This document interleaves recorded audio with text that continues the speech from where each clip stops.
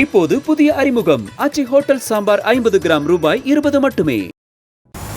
அப்பா டிசைனாக தேர்தல் பிரச்சாரம் மேற்கொண்டு அட்ராக்ட் செய்து அட்டென்ஷன் பெற்ற நிலையில் மகனோ விதவிதமாக போதைப் பொருளை விற்று அதனை டிஸ்ட்ராக்ட் செய்துள்ளார்.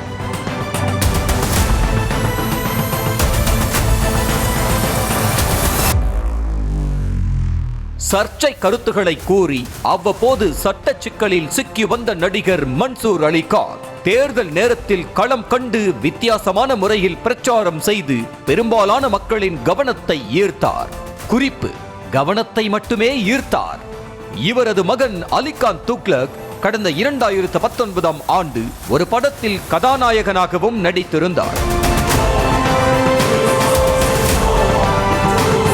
இந்த நிலையில் கடந்த வாரம் கார்த்திகேயன் என்ற நபர் உள்ளிட்ட கல்லூரி மாணவர்கள் 10 பேரை போதைப்பொருள் விற்பனை தொடர்பாக JJ நகர் போலீசார் கைது செய்தனர்.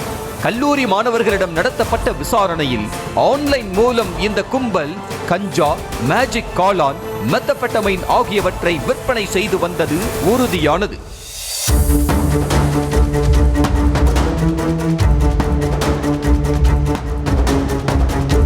இதனையடுத்து கார்த்திகேயனின் மொபைல் போனை பறிமுதல் செய்த போலீசார் கஸ்டமர்கள் யார் யார் என்பதனை கண்டறிந்து விசாரணை வளையத்தை பெரிதுபடுத்தினர். அந்த வளையத்தினுள் வாண்டடாக சிக்கியவர்தான் மன்சூர் அலிகானின் மகன் அலிகான் துக்ளக்.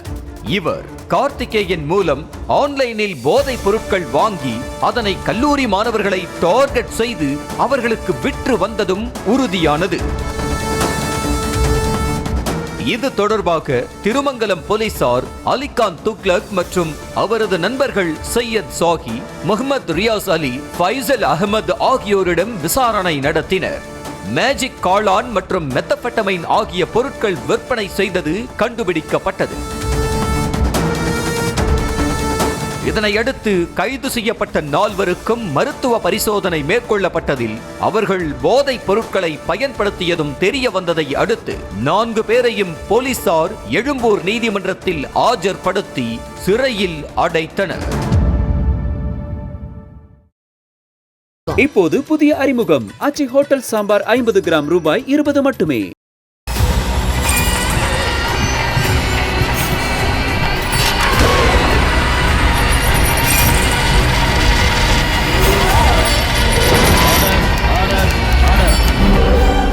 குற்றங்களின் மறுபரிமாணம் நிகழ்தகவு நமது நியூஸ் தமிழ் தொலைக்காட்சியில் விரைவில்.